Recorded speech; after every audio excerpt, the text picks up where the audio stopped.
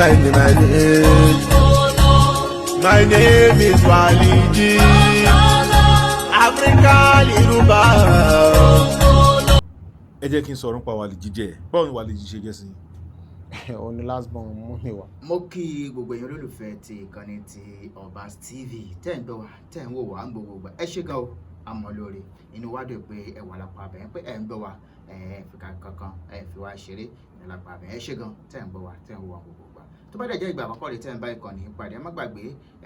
láti bá wa subscribe kẹ̀dẹ̀ tẹ notification bell kẹjẹ́ kájọ máa rìn kájọ máa pọ̀ sí ìyẹn ní ojú òpó yìí bẹ́ẹ̀ sì ní ẹ gbìyànjú kẹ́ máa wo àwọn fọ́nrán wa láti ìbẹ̀rẹ̀ títí dé òpin ẹni tẹ̀lé jẹ́ olólùfẹ́ tá a ti jọ rìn bọ̀ láti ayé one àfẹ́kẹ́ dẹ́kun láti máa wo ìkànnì yìí ẹ ṣé gan ní gbogbo ìgbà tí ẹ̀ ń gbọ́ wá tí ẹ̀ ń wò wá ókè lẹ́ni níbo là ń lọ ẹ̀gbọ́n Ṣẹ́gun Ògúngbè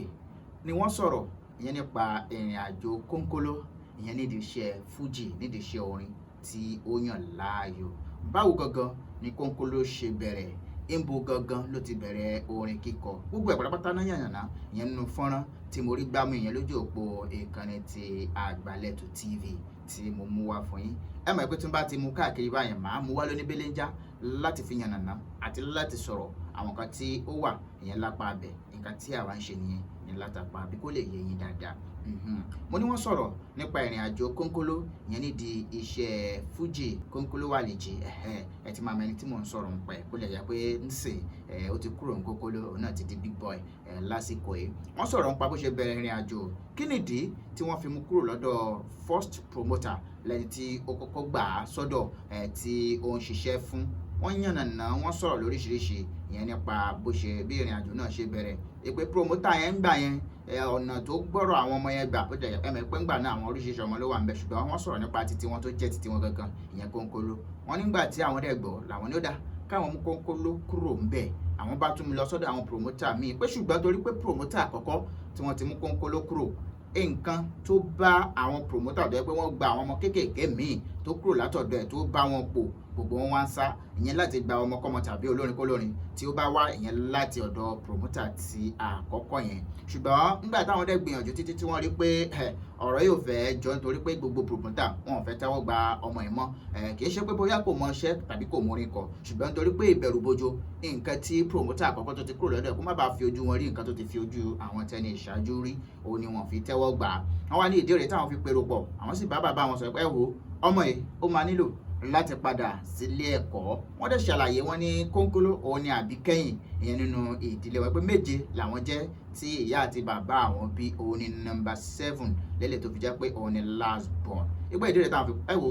ọmọ yìí sì kéré àti pé àgbà náà ti ń dé díẹ̀ ẹ jẹ́ kó padà ìyẹn sí ilé ẹ̀kọ́ ìgbà ìdí rẹ̀ tí àwọn fi ní kí kónkóló kó padà sílé ìwé tí ó fi lọ kàwé bó lè jẹ́ pé lóòótọ́ kónkóló lọ kàwé ó dẹ̀ serve lóòótọ́ ó ti wá padà dé wọ́n ní iṣẹ́ orin náà ti bẹ̀rẹ̀ nìyẹn wọ́n sọ oríṣiríṣi ọ̀rọ̀ ìyẹn nípa ìrìn àjò kónkóló ìyẹn níwọ̀nba belenja tí màá mú wa ó yá ẹ tẹ́tí gbọ́ ìyẹn látàpá bí ó rèé.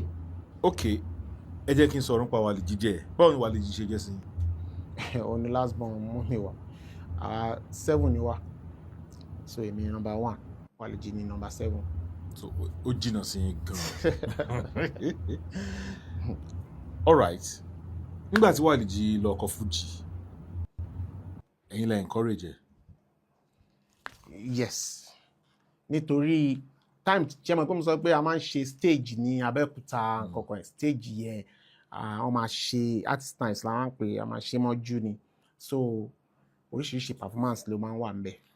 so nígbà tó yá la wá create kan tó jẹ́ pé wọ́n máa kọrin bẹ́ẹ̀ wọ́n máa mime wọ́n máa ṣe wọ́n máa mọ̀ so ìgbà yẹn ni mo dẹ̀ mọ̀ bó ṣe ń ṣe nílé tẹ́lẹ̀ tó yẹn ń ṣe nílé so tẹ̀sẹ̀ pé ta bá lọ sí tí dájú wa ń gbà yẹn tó bá lọ sí show school pé a fẹ́ lọ ṣe eré school kankan ó máa ń kọrin ó máa ń jó fún àwọn ọmọ. ṣé fújì ló máa ń kọ àbúkọ máa ń kọ ẹni. no normal àkọ́kọ́ orin. ó lè kọ jùjú ó lè kọ ẹni sí. ẹni ó kàn máa ọdẹ mọ ọmọ kékeré ṣùgbọ́n tí ó dẹ̀ ń wọ beat dáadáa tó ohun ẹ̀ dùn tó ṣe gbogbo ẹ̀ ń gbà yẹn mọ́ pa so ni mo wá wọ́ọ̀kì artist night yẹn fún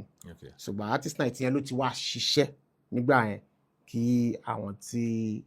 wọ́n ṣe wá sponsor ẹ̀ fún orin ibẹ̀ ni wọ́n ti rí. ìgbà tí wọ́n sponsor ẹ̀ fún orin pẹ̀lú exposure tí nígbà yẹn àwọn èèyàn dẹ̀ ti mọ̀ yín nígbà yẹn náà àbí wọn tí mọ̀ yín dáadáa. àwọn tí mọ̀ mí rárá ok ìyẹn ló fà á náà tí mo sọ pé òun náà fi ta fíìmù tèmi ok òun àti Fathia náà fi ta fíìmù nígbà yẹn. so òun ti wá ní ó ti ní face gbà yẹn Yeah. ẹ wá fi ta fíìmù yìí ìgbà tẹ́ wá rí nǹkan tójú ẹ̀rín mẹ́ àbí kò sọ fún yín pé nǹkan wá bá ojú ẹ̀rín ibi tó wà. ó pẹ́ kó tó sọ ṣùgbọ́n padà sọ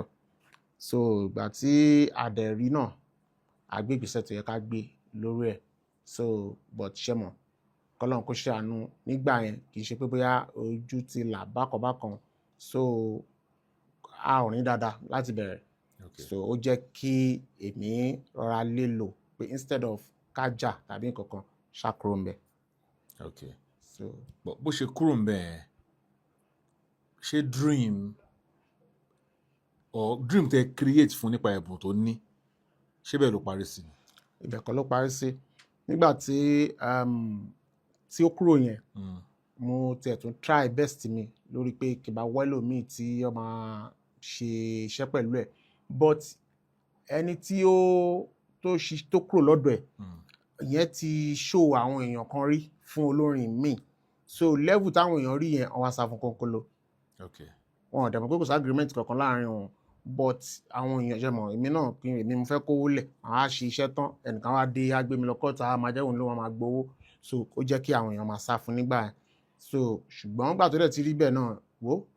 máa wọ̀ jẹ́ kọ́kọ́ lọ school náà first so orin wà ń bẹ̀ wà á máa dé bá later